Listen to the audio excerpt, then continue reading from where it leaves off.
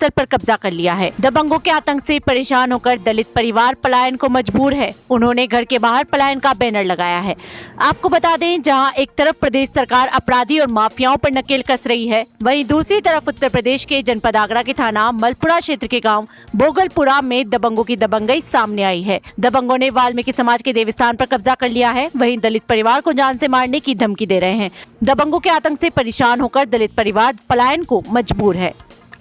इस वक्त हम मौजूद हैं उत्तर प्रदेश के जनपद आगरा के मलपुरा थाना क्षेत्र के ककुए क्षेत्र के भोगलपुरा गांव है, जहां पर आपको बता दें कि दबंगों ने यहां पर वाल्मीकि समाज के लोगों की ज़मीन पर कब्जा कर लिया है। वहीं आपको बता दें कि जब वाल्मीकि समाज के लोगों ने अपनी ज़मीन के बारे में उनसे बात की तो यहां पर जान से मारने की धमकी दे रहे हैं। इसको लेकर के यहां पर वाल्मीकि समाज के लोग पलायन को मजबूर हो गए हैं। जहाँ यूपी सरकार अपराधियों और माफियाओं पर लगातार कार्रवाई कर रही है, वहीं उत्तर प्रदेश के जनपद आगरा के मलपुरा क्षेत्र के ककुआ गाँव क्षेत्र का ये गाँव भोगलपुरा है, जहाँ पर दबंगों के हौसले बुलंद है। दबंगों ने यहां पर वाल्मीकि समाज की जमीन पर कब्जा कर लिया है, जिसको लेकर के वाल्मीकि समाज के लोग यहां पर पलायन को मजबूर हो गए। आप देख सकते हैं कि इन्होंने यहां पर पोस्टर लगाए हुए हैं, जहां पर साफ तौर से देखा जा सकता है कि वाल्मीकि समाज के लोग दबंगों के आतंक से परेशान होकर यहां पर पलायन को मजबूर हो गए। हमारे साथ कुछ साथी मौजूद हैं, इनसे बात करते हैं कि क्या कुछ ये पूरा मामला है और किसको लेकर के इन्होंने ये पलायन का जो बोर्ड है वो यहाँ पर लगाया है। क्या नाम है आपका? मेरा नाम समर सिंह है साहब। मैं यहाँ का निवासी हूँ और मैं वाल्मीकि जाति से हूँ। हमारे सामने हमारा खेत था, वहाँ कुशवा समाज के लोग हैं, दबंग लोग हैं, 100 घर का परिवार है उनका। उन्होंने हमारे पिताजी की करीब 50 साल पहले माता पिताजी की समाधि बनी हुई थी, चबूतरा बना हुआ था बढ़िया।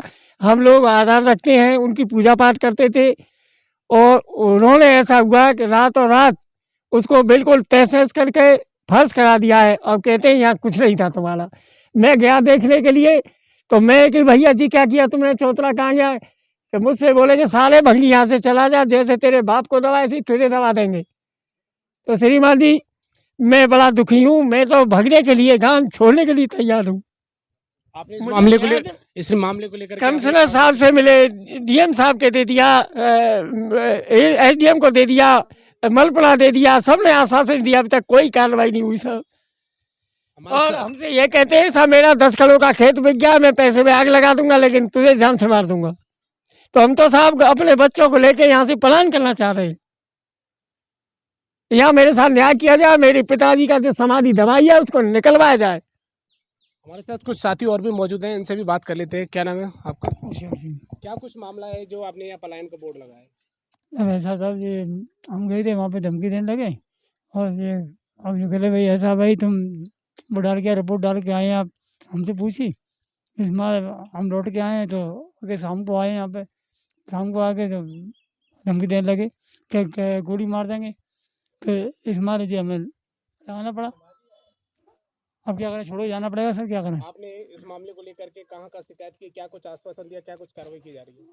थाने वाले गए साहब, वहाँ गए साहब, डीएम के यहाँ गए और जगह गए साहब और सब दिया ही साहब जाके, कोई सुनवाई नहीं हुई हमारी। तो क्या करें। इस वक्त हमारे साथ कुछ महिला भी मौजूद हैं, इनसे भी बात कर लेते हैं। क्योंकि देखिएगा सबसे बड़ी बात बता दें कि जो वाल्मीकि समाज है यहाँ पर जो दलित परिवार है वो मेहनत मजदूरी करके यहाँ पर अपना भरण पोषण करता है। वहीं इस दबंगों के आतंक से परेशान होकर उन्हें पलायन करना पड़ेगा, तो कहीं ना कहीं काफ़ी परेशानी का उन्हें सामना करना पड़ेगा। हमारे साथ महिला मौजूद हैं, इनसे बात करते हैं। क्या नाम है आपका? क्या कुछ मामला है, आपने जो पलायन का बोर्ड लगाया? बस हम यही चाहते हैं कि हमें यहाँ पे न्याय मिले, इंसाफ मिले। जो हमारी 50 साल पुरानी जो समाधि है दादा दादी की, उसको हम लोग बनाया जाए। जो उन्होंने अपने पैरों तलो जमीन में बिल्कुल नीचे दबा के बैठे हैं। बस हमारा यही निवेदन है कि बस हमें न्याय मिले।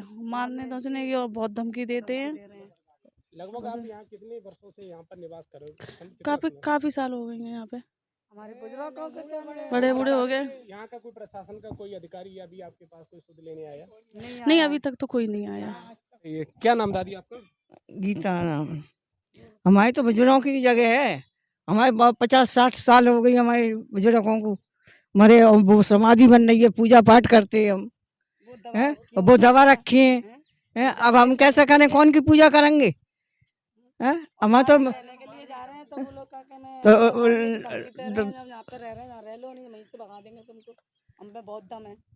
हम गरीब लोग हैं, हाँ, वही खाएं, हम तो मेहनत क्या करने करें? जा रहे हैं हम तो। हैं?